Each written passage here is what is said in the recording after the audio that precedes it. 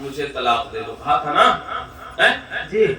جب اس نے کہا تو طلاق دے دو تو شوہر نے کیا کہا تھا؟ دے دیا تھا؟ نہیں، کیا کہا تھا؟ بتاؤ بھیا، یاد آئے نا؟ چلو حضور کے پاس، چلو حضور کے پاس۔ ہمیں اللہ کے چاہے دہلے مبارک میں چاند بھائی کیا آدم ٹیلر صاحب کیا پروگرام ہوا تھا، تقریر سن کے نہیں آیا ہوں، یاد کر کے آیا ہوں۔ بے شک، سبحان اللہ، حق ہے۔ سن کے نہیں آیا ہوں، یاد کر کے آیا ہوں۔ سن لو، بیوی نے کیا کہا تھا؟ بیوی نے کہا تھا کہ طلاق دو، شوہر نے کہا تھا چلو حضور کے پاس۔ ٹھیک ہے، بات سمجھ میں آ گئی؟ اور آج ہمارے گھر میں کیا ہوتا ہے؟ اپنے اصل کو ہے طلاق دے دکھایا، اس طریقے سے ابھارتی ہیں۔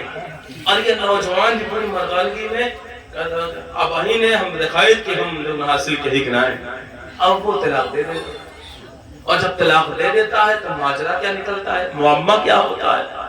بچے کی زندگی برباد ہوتی، بچے کی تعلیم مکمل نہیں ہو پاتی۔ جب طلاق ہو جاتا ہے کورٹ کچہری کا چکر تک 10-20 سال تک یہ ماں باپ لگاتے رہتے ہیں، اور دونوں لوگ کچہری میں جج کو، وکیل کو، پولیس والوں کو پیسے دیتے رہتے ہیں۔ حق ہے، 4 پیسے کماتے ہیں، جس میں سے 2 ادھر والے دیتے، 2 ادھر والے دیتے، زندگی برباد، تہس نہس۔ اور آخر میں کیا ہوتا ہے؟ لڑا کے 10-20 سال بعد صلح ہوتی ہے، صلح ہوتی ہے، اور پھر نادم ہوتے ہیں، پھر دیگر معاملات آتے ہیں تو اس سے ہم ڈرتے پریشان ہوتے ہیں۔ مجھے بتاؤ تو صحیح، اسلام کتنا پیارا مذہب ہے۔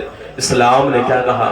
اللہ کے نبی کے صحابی نے کیا کہا تھا؟ صحابی نے کہا طلاق دے دو، تو صحابی سوجھ بوجھ والے تھے نا، ہر صحابی سوجھ بوجھ والا، ہر صحابی عاشق مصطفیٰ حضور کے پیٹرن پر عمل کرنے والے۔ تو صحابی نے کہا تھا چلو نبی کی بارگاہ میں، کہاں؟ نبی کی بارگاہ میں، اور نبی جو کہیں گے وہ کیا جائے گا۔ تو گھر برباد ہوا تھا کہ بچ گیا تھا؟ بچ گیا تھا۔ اب سنو کام کے بعد، اب بظاہر ہماری آنکھیں اس قابل نہیں کہ ہم حضور کو دیکھ سکیں، ہم سے اتنے گناہ ہوتے ہیں، حالانکہ ہمارا عقیدہ اور ایمان تو یہ ہے کہ حرم اللہ ان تاکل اجساد الانبیاء فنبی اللہ حی یرزقہ۔ جتنے بھی نبی ہیں سب کے سب اپنی مزارات مقدسہ میں زندہ ہیں، یرزقہ، انہیں رزق دیا جاتا ہے۔ نعرہ تکبیر، نعرہ رسالت۔ حضور اپنی قبر میں بولو بھیا زندہ ہیں، زندہ ہیں۔ دلیل میں نے بھی آپ کے سامنے مسلم شریف کی حدیث پڑھی ہے، سب کو میں کہہ رہا ہوں، جس کو من کے بخاری مسلم شریف اٹھا کے دیکھ سکتا ہے، اور اینی ٹائم واچ ویلکم، جس کو چاہیے پوچھ سکتا ہے۔ یہ مسلم شریف کے اندر حدیث ہے۔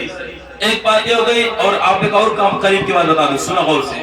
15واں پارہ سورہ بنی اسرائیل اٹھائیے، اس میں اللہ فرماتا ہے سبحان الذی اسریٰ بعبدہ لیلا من المسجد الحرام الى المسجد الاقصى الذی بارکنا حولہ لنریہ انہ هو السمیع البصیر۔ پاک ہے وہ ذات جو لے گئی اپنے محبوب کو راتوں رات مسجد حرام سے مسجد اقصیٰ الذی بارکنا حولہ، وہ مسجد اقصیٰ جس کے ارد گرد ہم نے برکتیں رکھی ہیں۔ یہ اللہ کا فرمان ہے۔ اب مجھے بتاؤ برکت مسجد کے اندر ہوتی ہے باہر؟ مسجد کے اندر ہوتی ہے نا۔ قرآن میں اٹھا کے دیکھو ترجمہ کسی کا مولوی کے لکھا ہو الذی بارکنا حولہ، ہم نے اس مسجد اقصیٰ کے اگل بغل برکت رکھی۔ مفسرین میں علامہ جلال الدین سیوطی، علامہ جلال الدین محلی تفسیر جلالین کے اندر ارشاد فرماتے ہیں اس سے مراد یہ ہے چونکہ مسجد اقصیٰ کے اگل بغل انبیاء کرام کی مزارات مقدسہ ہیں، اس لیے اللہ نے ان کو کیا کہا؟ بارکنا، برکت والی۔ سبحان اللہ۔ اور سنو، آدم سے عیسیٰ تک سب مسجد اقصیٰ میں لائن لگا کے کھڑے تھے کہ نہیں کھڑے تھے؟ اور حضور نے امامت کی تھی کہ نہیں کی تھی؟ حضور نماز پڑھائے تھے نا۔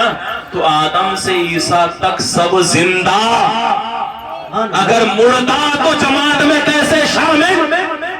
مردے پر نماز نہیں فرض ہوتی، زندے پر ہوتی ہے۔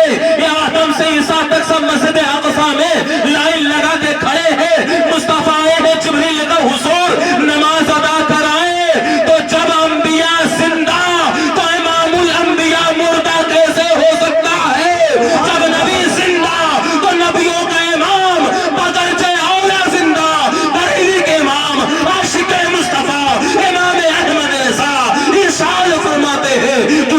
ہے واللہ تو زندہ ہے واللہ میری چشم عالم سے چھپ جانے سبحان اللہ سبحان اللہ تو زندہ ہے واللہ تو زندہ ہے واللہ میری چشم عالم سے چھپ جانے والے تو حضور کیا ہیں بولو بھیا زندہ ہیں ہمیں اپنے قبرستان میں جاتے ہیں کہاں بتاؤ کہ مولوی صاحب وغیرہ حافظ وغیرہ کہاں کہتے ہیں السلام علیکم یا اہل القبور نا السلام علیکم یا دار القوم المؤمنین نہیں سب تو کہتے ہیں قبرستان سلام کہتے ہیں نا جب سلام کرتے ہیں آپ تو یہ مردہ زندہ سن سکتا ہے تو جو نبیوں کا امام ہو سبحان اللہ حق عقیدہ مضبوط رکھو کہ حضور ہمارے زندہ ہیں تو بظاہر ہم حضور کو نہیں دیکھ سکتے لیکن حضور نے فرمایا علماء امتی کا انبیاء بنی اسرائیل میری امت کے علماء بنی اسرائیل کے نبیوں کی طرح ہیں حضور فرماتے ہیں من صافح عالما فکانما صافحنی